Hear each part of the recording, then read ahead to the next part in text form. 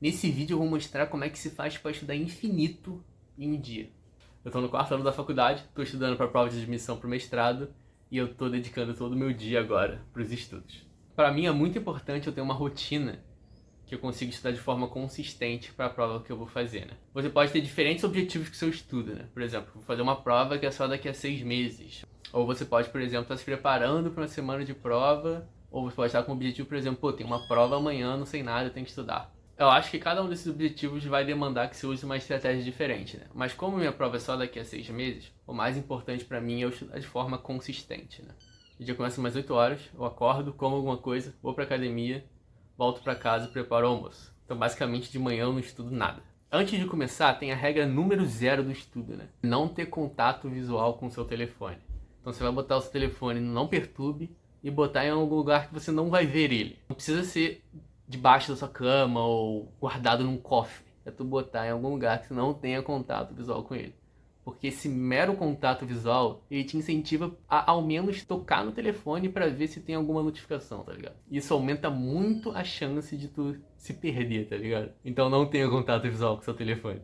Meu estudo começa a partir do almoço, né? Eu almoço cedo, tipo, meio dia em ponto eu tô almoçando. E o meu estudo começa com um cochilinho de 30 minutos. É muito difícil, por exemplo, você tá com a sua cabeça em qualquer outro lugar, pensando em qualquer outra coisa, e tu do nada sentar ali na cadeira, estudar e começar a ter um resultado bom, tá ligado? Se você tá divergindo muito, você tá com a sua cabeça em qualquer outro lugar e, pô, eu quero estudar e não consigo. O maior bizu do mundo é você tirar um cochilo. Porque você poderia pegar seus 30 minutos, sentar na cadeira e tentar se concentrar ali, tentar começar a estudar sozinho por conta própria. Só que isso ia ter um resultado pior, ia ser muito mais desgastante. É muito melhor você pegar esses 30 minutos, deitar, tirar um cochilinho. Quando você acorda, você vai estar com a mente mais vazia, com a mente mais preparada para você começar a estudar e vai ser bem menos custoso para você. Então, esse negócio de usar o sono, tirar um cochilo a seu favor, que eu uso em outras etapas do dia também, caso eu me disperse muito ao longo do dia. O meu estudo, então, é separado em 2 etapas, né? De tarde, eu tenho um estudo de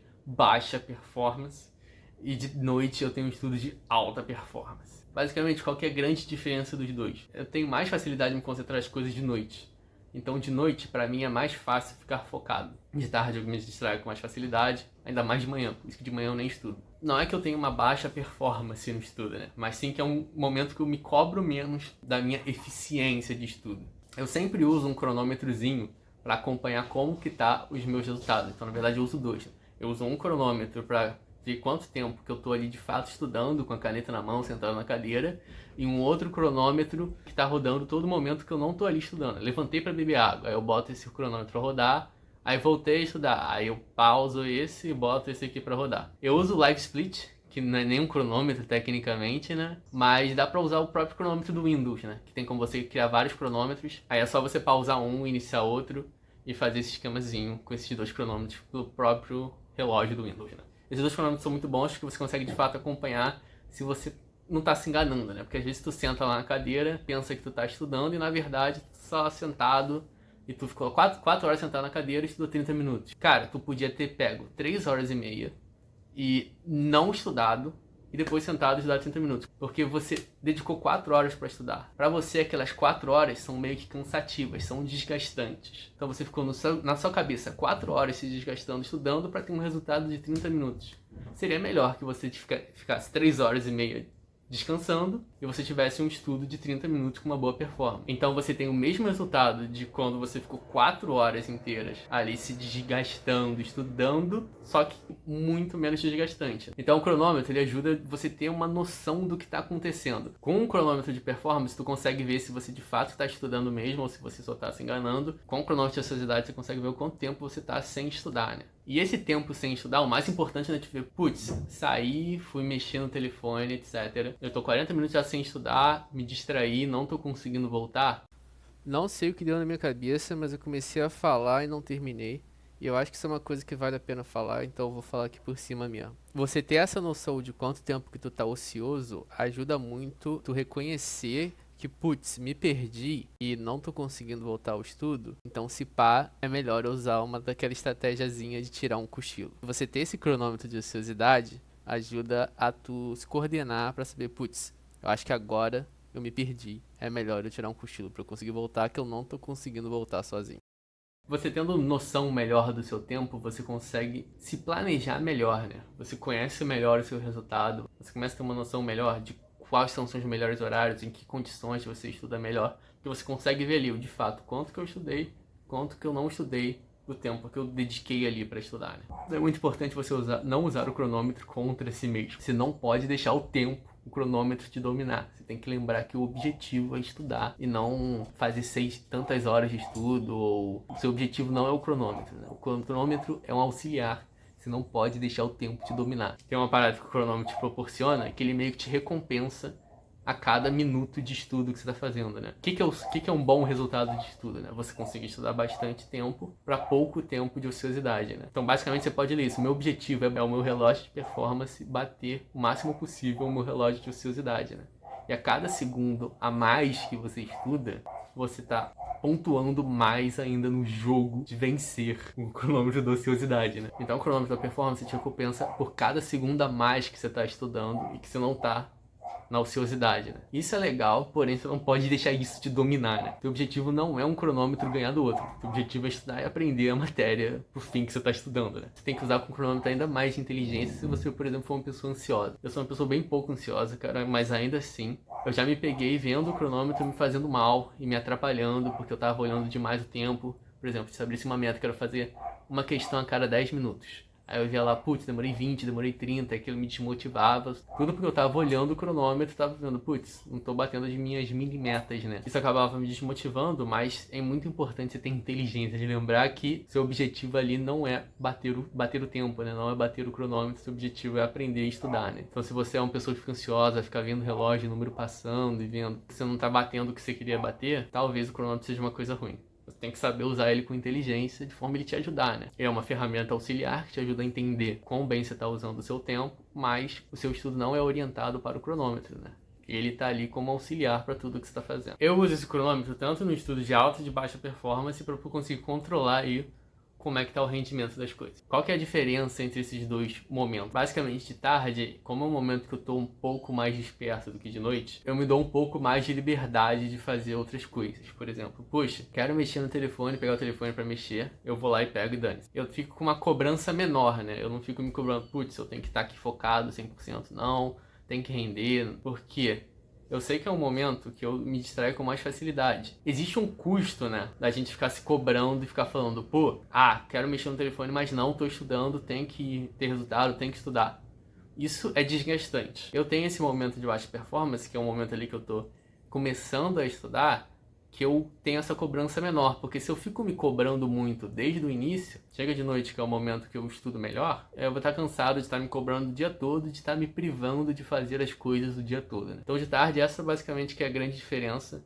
Eu me cobro menos no sentido de ficar focado no estudo, né? Esse estudo de baixa performance dura até umas 6, 7 horas, que é mais ou menos a hora que meus pais chegam em casa do trabalho, que eu vou pro escritório estudar. Eu acho que essa troca de ambiente pra mim faz toda a diferença, porque você acho que condiciona sua mente a associar o ambiente com um tipo de resultado de performance. O que às vezes acontece, principalmente quando eu tô estudando aí em baixa performance de tarde, mais distraído, é de fato, divergir do estudo e começar a me perder e não conseguir voltar. Daí eu uso de novo essa estratégiazinha de tirar um cochilo. Como eu disse, é muito difícil voltar a estudar do nada, né? Tipo, tô pensando em qualquer outra coisa, eu quero voltar a estudar, eu quero começar a estudar, isso é muito difícil, né? Eu sempre uso a estratégia de dormir, tirar um cochilo, para conseguir voltar a estudar. Só que de tarde, quando eu tiro um cochilo de 15 minutos só. Basicamente, em 15 minutos você está começando a dormir. Então você acorda exatamente no momento que você está quase pegando no sono. Só que para isso, tem uma estratégia muito pica. Papel e caneta. Vou ensinar como é que faz para se dormir em 15 minutos sempre, que comigo sempre funciona, então só pode ser verdade. Basicamente, tu vai deitar na tua cama em posição de defunto.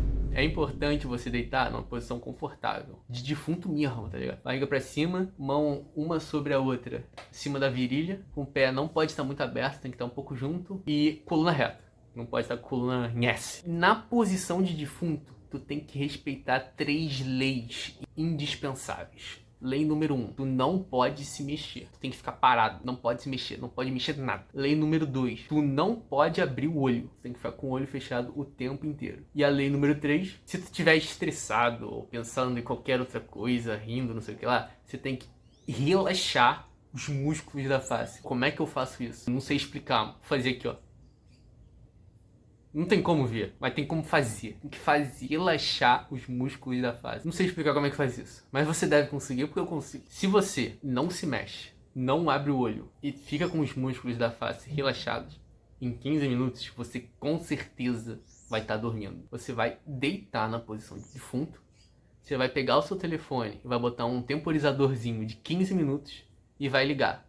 Ficou parado, olho fechado, músculos da face relaxado em 15 minutos. Se tu não estiver dormindo, tu vai estar quase dormindo. E vai ser exatamente quando você vai acordar. Então você vai pegar a sua mente que estava toda bagunçada, vai limpar tudo. Então nesses 15 minutos sua mente fica toda limpa e você acorda ali prontinho para voltar para estudar, moleque. E essa estratégia é muito boa para tu conseguir voltar a estudar. Quando eu tô estudando de tarde, eu me distraio, eu me perco, desvio de lado de tudo, eu faço isso para conseguir voltar, porque 15 minutos é muito pouco tempo, cara. 15 minutos você tá mexendo no celular, passa muito rápido. Então, essa estratégia é muito boa. Tentem, não é caô. Posição de defunto, rapaziada. Aí, beleza. Quando dá umas 6, 7 horas da tarde, eu vou pro quarto e começo a estudar momentos de alta performance. A única diferença mesmo é que eu me distraio menos, né? Então pra mim já é mais fácil. Quase não mexo no telefone, distraio muito menos. Então é aquele momento que, cara, apesar de eu ter um momento de mais cobrança, já é um momento que eu tô tendo um resultado melhor, né? Então acaba sendo um momento que eu tenho ali a melhor eficiência, né? O melhor tempo de performance por tempo de ociosidade, né? E acaba sendo um momento também que fecha o dia, né? Eu geralmente tenho alguma meta diária, eu estabeleço alguma meta diária ali, arbitrária, de estudo por dia, né?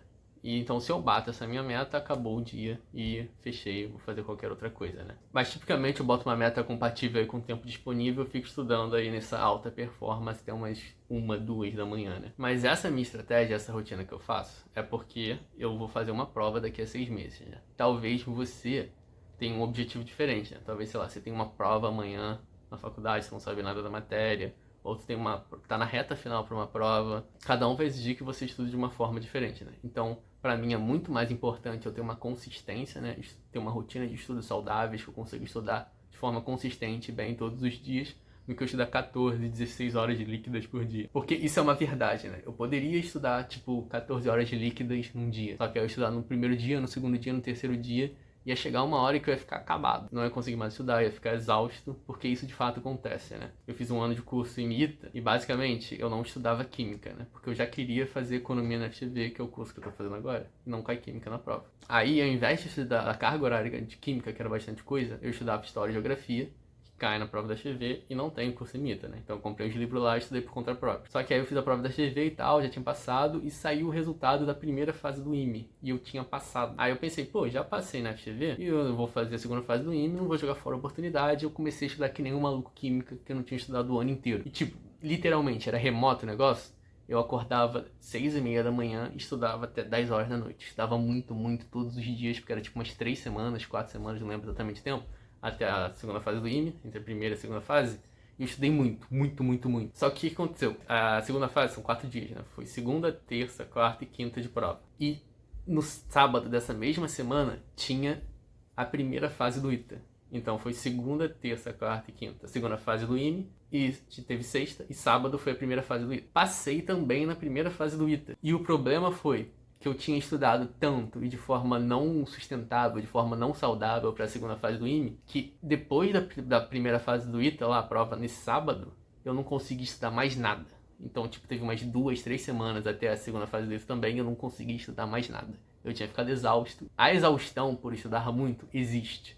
Então, você tem que estudar muito, ou se você está na reta final para um concurso, para uma prova que você está estudando há muito tempo, ou você tem uma prova amanhã, né? Por exemplo, quando eu estudava e estagiava, às vezes eu chegava 8 horas da noite do estágio e eu tinha prova 9 horas da manhã do dia seguinte.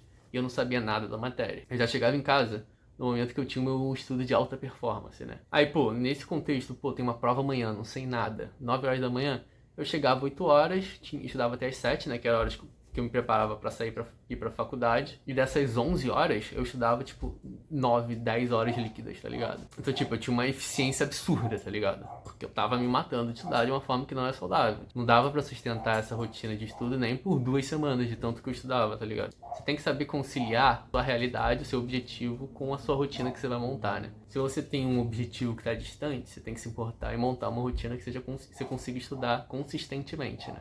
Se você tem uma prova amanhã, uma prova semana que vem, ou tá numa reta final com semana de prova, você tem que montar uma rotina com base nisso, né?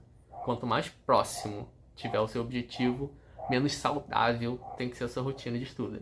Aí só um adendo sobre escutar música. Se eu estudo escutando música, depende muito. Eu acho que é um outro assunto aí que você tem que ter inteligência de perceber quando que tá te ajudando e quando que tá atrapalhando. Eu tipicamente só escuto música quando eu tô fazendo exercício de alguma matéria que não exija muita atenção ou não exija que eu pense muito. Caso contrário, eu nunca escuto música que tende a me atrapalhar. Então, normalmente, eu escuto música fazendo questão de matemática, mas nem sempre. Às vezes a música simplesmente me atrapalha. Ainda que eu esteja um pouco distraído sem música, às vezes a música me deixa mais distraído ainda. Então é melhor ficar um pouco distraído sem música, né? Então é importante você saber detectar quando que a música está te ajudando ou não. E também saber detectar que música te ajuda ainda. Muito importante, não deixar de comer e beber água.